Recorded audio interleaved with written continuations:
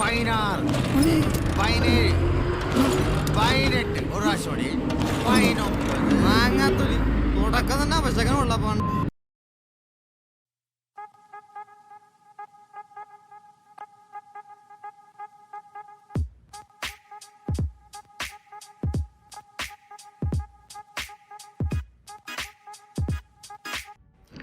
Hello guys, welcome back to the channel. It's me homo sapien. അപ്പോൾ ഇന്നത്തെ video എന്ന് പറഞ്ഞാൽ കുറച്ച് ട്രെൻഡിങ് ആയിട്ട് ഇരിക്കുന്ന ഒരു സംഭവമാണ്. വേറെ ഒന്നുമല്ല, മോഡിഫൈ ചെയ്ത ബൈക്കുകളൊക്കെ ഫോട്ടോയും നമ്പരും എല്ലാം മോട്ടോർ വെഹിക്കിൾ ഡിപ്പാർട്ട്മെൻറ്റിന് അയച്ചു കൊടുക്കുന്നത് ഇപ്പോഴൊരു ട്രെൻഡ് ആയിക്കൊണ്ടിരിക്കുകയാണ്. അതിൻ്റെ ഒരു ഇനിഷ്യേറ്റീവ് അല്ലെങ്കിൽ അതിന് കാരണം എന്താണെന്ന് എനിക്ക് അറിഞ്ഞൂടാ. അപ്പോൾ അതിനെ പറ്റിയിട്ടാണ് ഇന്നത്തെ നമ്മുടെ വീഡിയോ. അപ്പോൾ ആ വീഡിയോയിലേക്ക് കിടക്കുന്ന മുമ്പ് എനിക്ക് പറയാനുള്ളതെന്ന് പറഞ്ഞാൽ, നമ്മളാ ചാനൽ മുഖേന ഒരുപാട് പേർക്ക് ഉപകാരപ്പെടുന്നുണ്ടെന്നെല്ലാം പറഞ്ഞിട്ട് എനിക്ക് ഇൻസ്റ്റാഗ്രാം വഴിയും കമൻറ്റിലൂടെയൊക്കെ ഒരുപാട് ഫ്രണ്ട്സ് നമ്മുടെ അടുത്ത് മെസ്സേജ് ചെയ്യുന്നുണ്ട്.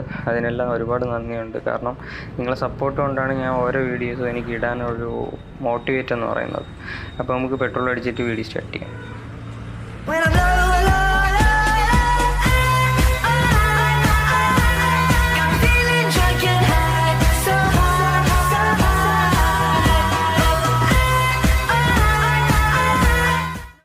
ഇതിൻ്റെയൊക്കെ ഒരു തുടക്കം എന്ന് പറയുന്നത് ഒരു പെങ്കൊച്ച് ഒരു ഒരു യെല്ലോ കളർ RX ഓടിച്ചുകൊണ്ട് പോകുന്നതായിരുന്നു ഒരു തുടക്കം.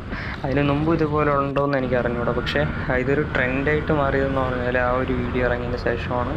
ആ കുട്ടിയുടെ വീഡിയോയും കാര്യങ്ങളെല്ലാം മോട്ടോർ വെഹിക്കിളിന് അയച്ചു കൊടുത്തിട്ട് ആ കുട്ടിക്ക് എത്ര 20,500 രൂപ പെറ്റി അടിച്ചു. പിന്നെ അതിൻ്റെ പിറകിലുള്ളത് അത് മോഡിഫൈ ചെയ്തിട്ടുണ്ടെന്ന് പറയുന്നു, ഹെൽമെറ്റ് ഇല്ലാത്തതുകൊണ്ടാണെന്ന് പറയുന്നു, മിറർ ഇല്ലെന്ന് പറയുന്നു.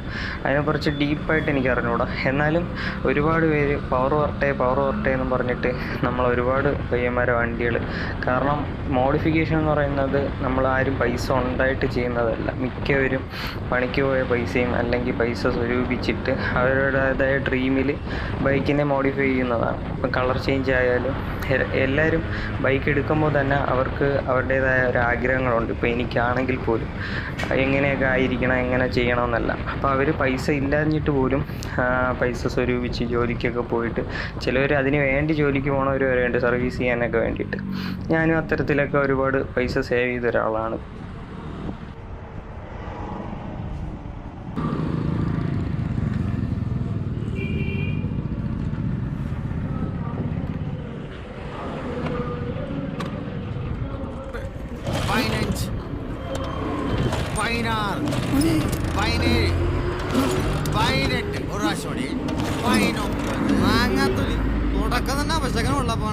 A few moments later.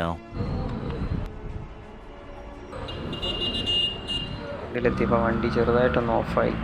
വണ്ടി വേറെ ഒന്നുമല്ല, നമ്മുടെ ഫ്രണ്ടിന് വേണ്ടിയിട്ട് പണി ചെയ്യാൻ വേണ്ടിയിട്ട് എടുത്ത വണ്ടിയാണ്. അപ്പോൾ RXൻ്റെ വീഡിയോ ഇട്ടാൽ പിന്നെ ഒരുപാട് പേര് RX കൊടുക്കാനുണ്ടോ എന്നൊക്കെ ചോദിച്ചു. അപ്പോൾ RX വരുന്നതനുസരിച്ച് ഞാൻ പോസ്റ്റായിട്ടൊക്കെ ഇടാം ഇൻസ്റ്റാഗ്രാമിൽ, അല്ലെങ്കിൽ സ്റ്റാറ്റസൊക്കെ. നിങ്ങൾ ഇൻസ്റ്റാഗ്രാമിൽ ഫോളോ ചെയ്തിട്ടില്ലെങ്കിൽ തീർച്ചയായിട്ടും കയറി ഫോളോ ചെയ്യുക. ലിങ്ക് ഞാൻ ഡിസ്ക്രിപ്ഷൻ ബോക്സിൽ കൊടുത്തേക്കാം. അപ്പം വണ്ടികൾ വല്ലതും ഇപ്പം KTM ആയാലും ഏതെങ്കിലും വണ്ടി സെയിലിനുണ്ടെങ്കിൽ ഞാൻ സ്റ്റാറ്റസ് ആയിട്ട് ഇട്ടേക്കാം. അത് ഒരുപാട് പേർക്ക് ഉപകാരപ്പെടും. കാരണം ഒരുപാട് പേര് എൻ്റെ അടുത്ത് മെസ്സേജ് ചെയ്യുന്നുണ്ട് വണ്ടി എടുക്കാൻ താല്പര്യമുള്ള. ഇതിപ്പം കുറച്ച് കണ്ടീഷൻ കുറവാണ്.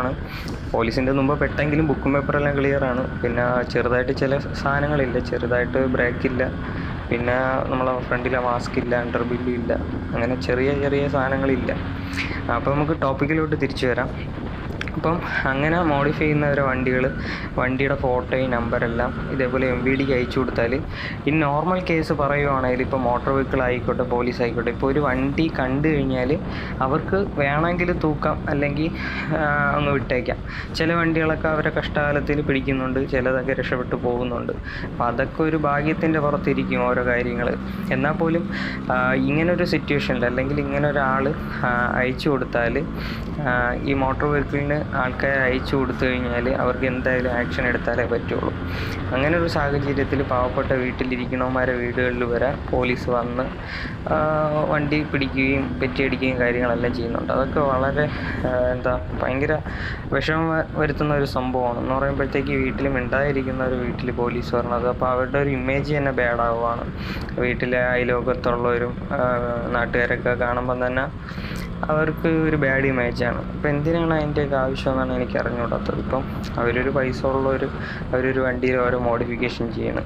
അതുകൊണ്ട് നമുക്ക് മറ്റുള്ളവർക്ക് ഒരു രീതിയിൽ ഒരു അസ്വസ്ഥതയും വരുത്തുന്നില്ല, അല്ലെങ്കിൽ ഒരു ദോഷം വരുത്തുന്നില്ല. അപ്പോൾ നമുക്ക് ഒരുപാട് പേര് പറയും ഈ എക്സോസ്റ്റൊക്കെ വയ്ക്കുന്നത് മറ്റുള്ള വയസ്സായവർക്കൊക്കെ വളരെ ദോഷമല്ലേന്ന് വിചാരിക്കും.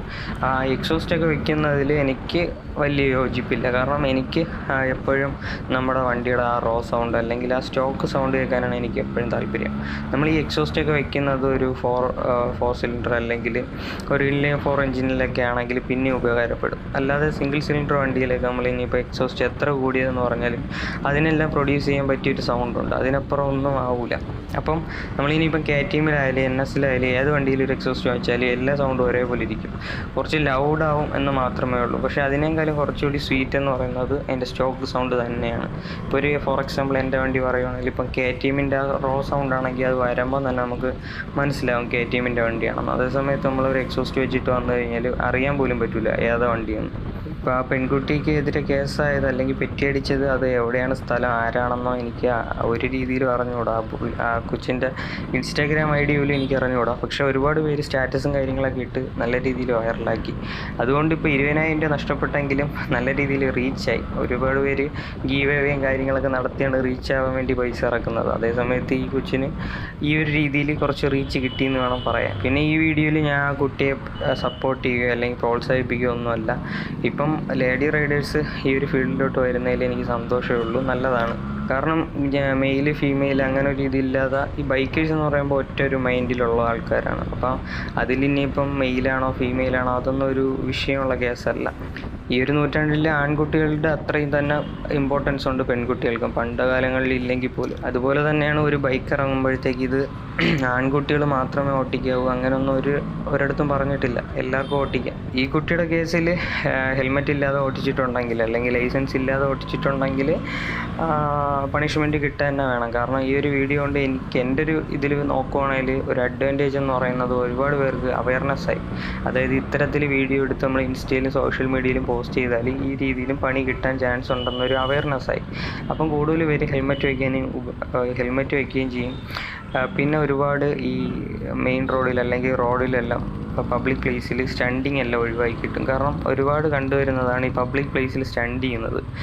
അത്തരത്തിലുള്ളവർക്ക് ഒരുപാട് പേർക്ക് പണി കിട്ടിയിരുന്നുണ്ട്. അതിനിടയ്ക്ക് പണി കിട്ടുന്നതെന്ന് പറഞ്ഞാൽ സാധാരണക്കാർ ചെറുതായിട്ടൊന്ന് ടൈൽറ്റടിക്കുന്നത് അല്ലെങ്കിൽ ചെറുതായിട്ട് എന്തെങ്കിലുമൊക്കെ ചെയ്യുന്നവർക്കും പണി കിട്ടുന്നുണ്ട്. അതൊക്കെ വളരെ വിഷമകരമാണ്.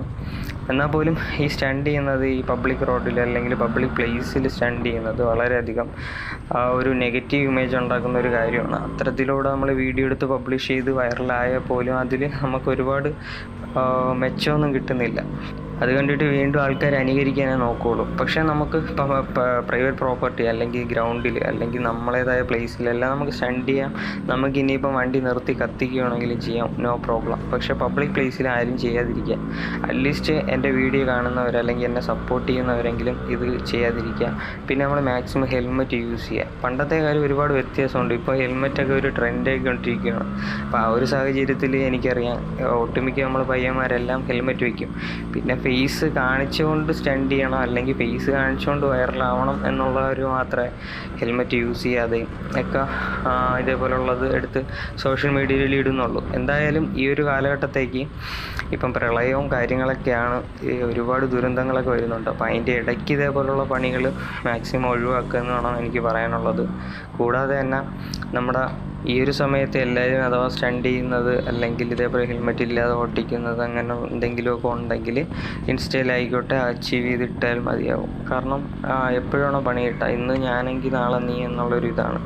പിന്നെ ഈ പാര വയ്ക്കുന്നവർ അല്ലെങ്കിൽ ഇങ്ങനെ മോട്ടോർ വെഹിക്കിളിന് അയച്ചു കൊടുക്കുന്നവരുടെ അടുത്ത് എനിക്കൊന്നേ പറയാനുള്ളൂ, അവനവൻ കഷ്ടപ്പെട്ടുണ്ടാക്കുന്ന പൈസയിലാണ് ഓരോരോ ബൈക്കിൽ ഓരോരുത്തരും ഓരോ മോഡിഫിക്കേഷനും കാര്യങ്ങളൊക്കെ ചെയ്യുന്നത്. അപ്പം ഈ പാര വയ്ക്കുന്നവരുടെ അടുത്ത് എനിക്കൊന്നേ പറയാനുള്ളൂ, മാക്സിമം അവോയ്ഡ് ചെയ്യുക. കാരണം നമ്മളൊരാൾക്ക് പണി കൊടുക്കുമ്പോൾ നാളെ ഏതെങ്കിലും വഴി നമുക്കും കർമ്മ എന്ന് പറയുന്നൊരു സംഭവമുണ്ട്. അതുകൊണ്ട് ദയവ് ചെയ്ത് നമ്മളെ കാര്യങ്ങൾ നോക്കുക. മറ്റുള്ളവരെന്തോ ആയിക്കോട്ടെ, അവർ വൈറലാവണേൽ നമുക്ക് അസൂയപ്പെട്ടിട്ട് കാര്യമില്ല. അപ്പം നമ്മൾ ഇന്നത്തെ വീഡിയോ ഇത്രയേ ഉള്ളൂ. അപ്പോൾ ഒരുപാട് പേർക്ക് ഉപകാരപ്പെട്ടെന്ന് വിചാരിക്കും, അല്ലെങ്കിൽ ഒരുപാട് പേർക്ക് കുറച്ചെങ്കിലും അവയർനെസ് ആയെന്ന് വിചാരിക്കുന്നു. അപ്പോൾ വീഡിയോ ഇഷ്ടപ്പെട്ടെങ്കിൽ തീർച്ചയായിട്ടും ലൈക്ക് ചെയ്യുക, ഷെയർ ചെയ്യുക, സബ്സ്ക്രൈബ് ചെയ്യുക, കൂടെ ബെല്ലൈക്കനും ക്ലിക്ക് ചെയ്യുക. നിങ്ങൾ ഫ്രണ്ട്സിനും ഷെയർ ചെയ്ത് കൊടുക്കുക. പിന്നെ ഒരുപാട് ഫ്രണ്ട്സ് ഇതേപോലെ വീഡിയോസ് ഓരോന്ന് ആവശ്യപ്പെടുന്നുണ്ട്. ഇപ്പം നമ്മുടെ ക്ലൈമറ്റ് എന്ന് പറയുന്നത് ഭയങ്കര മഴയാണ്, പുറത്തിറങ്ങാൻ പറ്റാത്തൊരു സിറ്റുവേഷനാണ്. അപ്പോൾ പുറത്തൊക്കെ പോയി വീഡിയോ അല്ലെങ്കിൽ പുറത്തിറങ്ങി വീഡിയോ എടുക്കാൻ കുറച്ച് ബുദ്ധിമുട്ടുണ്ട്, അതുകൊണ്ടാണ് ഡിലേ ആവുന്നത്. അപ്പം വേറൊന്നുമില്ല. Stay tune. Bye. It's me ഫോമസ് ഹാപ്പിയാണ്.